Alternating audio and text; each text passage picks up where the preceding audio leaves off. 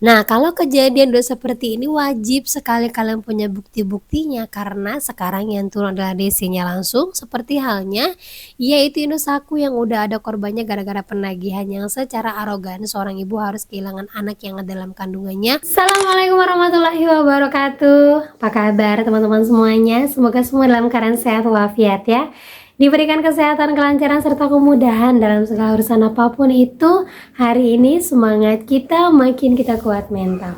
Oke teman-teman, kali ini saya akan membahas tentang ternyata ini yang bikin pengusaha pinjol nggak mati-mati. Nah, apa saja itu dan apa yang harus kita persiapkan? Nah, kita akan bahas secara tuntas. Tapi sebelumnya saya harapkan kalian semuanya sudah subscribe channel ini agar channel ini terus berkembang dan dapat memberikan informasi terbaik buat kalian yang gabay. Oke teman-teman, ini dia buat kalian.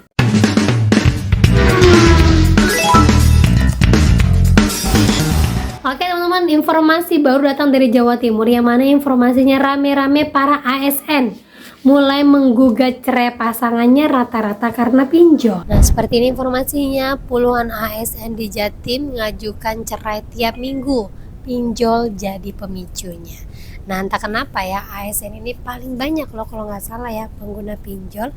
Apa mungkin karena pekerjaannya yang kurang menantang atau gimana ya? Tapi saya tidak memukul rata, hampir rata-rata. Nah, diinformasikan juga bahwa puluhan ASN di Jatim ini mengajukan konsultasi hingga permohonan cerai setiap minggunya. Kepala BKD Jatim, Indah Wayuni menyebutkan salah satu pemicunya adalah tekanan ekonomi hingga jeratan pinjol yang berdampak pada kesehatan mental dan keharmonisan rumah tangga. Nah, betul sekali. Itulah kenapa selalu saya sampaikan, baik suami atau istri, kalau kalian terpaksa menggunakan pinjol, jujur saja, daripada ujung-ujungnya nanti meledak, lebih baik sekarang dikomunikasikan pelan-pelan, dicari jalan keluarnya, karena mau dengan 10 pasangan pun kalau kita masih terjerat dengan pinjol, pasti keadaan akan sama, yaitu cerai juga. Nah, itu dia teman-teman yang jadi informasikan, tolong saya tahu sih ya, pinjol itu ada baiknya tapi banyak mudaratnya. Banyak mengatakan kalau kita butuh gampang kok Mbak bisa mengajukan pinjol. Benar, tapi rata-rata orang banyak kejebak ketika menjalaninya. Karena apa? Bunganya makin bertambah. Kalau misalnya telat sedikit saja langsung gak dapat limit. Kalau bayar cepat pun biasanya sistemnya keblok, nggak bisa bayar, ujung-ujungnya kena denda. Dan begitu terus ujung-ujungnya yang kita rasa dendanya sedikit, lama-lama bertambah banyak, ujung-ujungnya malah buat kayak lubang tutup lubang. Nah, gitulah skemanya pinjol dan semuanya. Jadi kalau dibilang jujur, nggak ada yang jujur itu pinjol. Jadi tolong hindari pinjol, jangan dekat-dekatin. Kalaupun sangat terpaksa, pastikan kalian mampu untuk membayarnya. Gitu ya. Dan lanjut lagi teman-teman, jadi informasikan semenjak Indosat dikenakan sanksi oleh OJK sebesar ratusan juta yang mana terkait dengan orderan fiktif dari DC pihak ketiganya. Di sini Indosat mengatakan bahwa mereka sudah tidak lagi menggunakan pihak ketiga. Nah, untuk itu saya coba lagi cari beberapa kasus-kasus yang di teman-teman tentang pihak ketiga, tentang Indosat.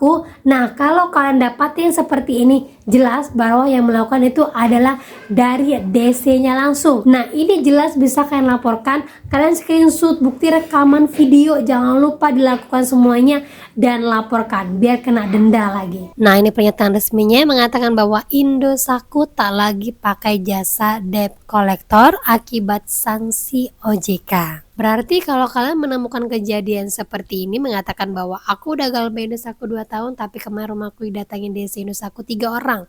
Indosat sekarang ada di Jatim.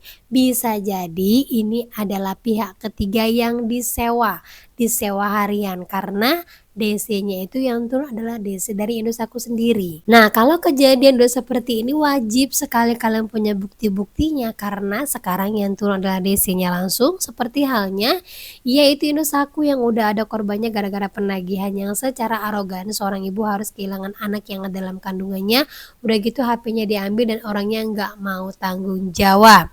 Dan lagi gue aja belum diteror habis-habisan pakai official WhatsApp sama WhatsApp lain, sampai di spam meeting pakai Meet gitu, apalah segala bahasa keluar segala macam. Sekarang lunas, gue mau minta surat pelunasan hutang aja nggak direspon, nggak di email, nggak di aplikasi, susah banget dihubunginya. Mau tutup akun masa harus di ACC dulu. Nah, itulah Indosat.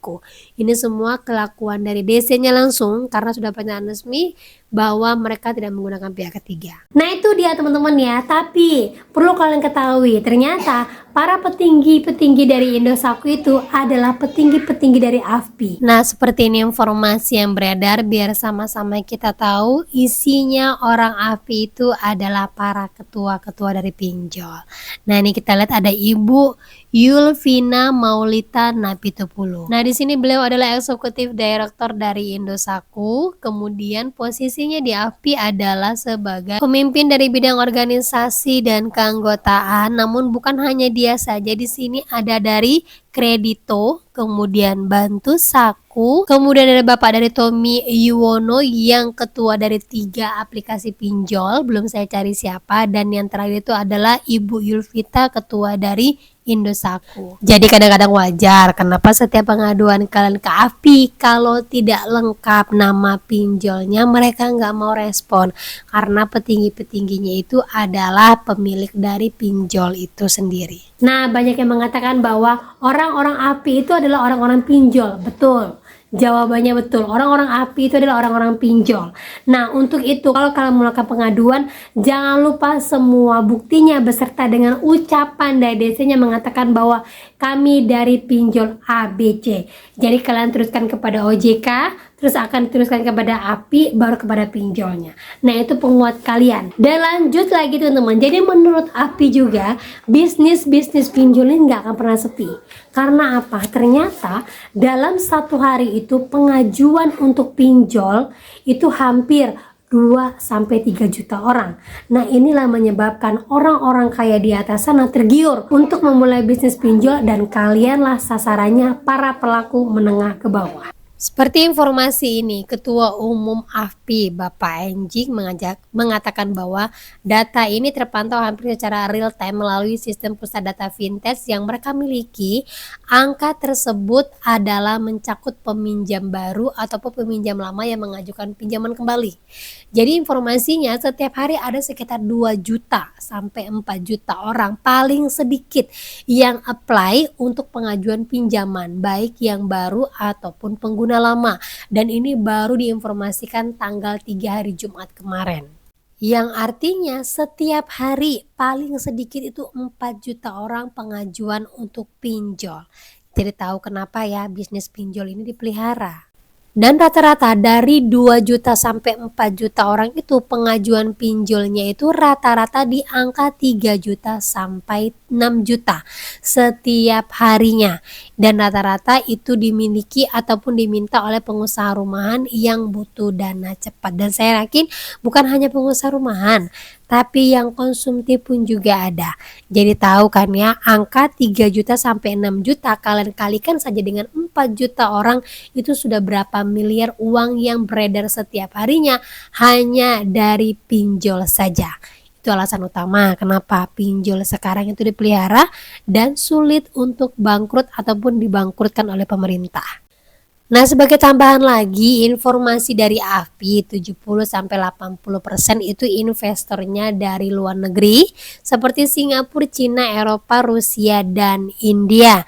Namun saat ini ada sekitar 60 triliun uang itu adalah berasal dari perbankan. Tapi siapalah yang tahu uang-uang orang investor dari Singapura itu bisa saja orang Indonesia yang menanamkan saham di sana hanya berputar dari Singapura masuk lagi ke Indonesia. Nah itu pemikiran orang-orang jelek saja teman-teman ya. Tapi kita ambil positif saja.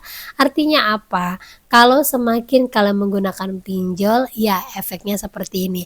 Jadi kalian mau teriak-teriak sebagaimanapun, tapi ada 4 juta orang yang mengajukan pinjaman sebesar 3 juta setiap hari, siapa yang akan menolak bisnis ini? Benar kan ya? Nah buat teman-teman semuanya, ini membuka mata buat kita semuanya. Kenapa bisnis pinjol ini gak hilang-hilang?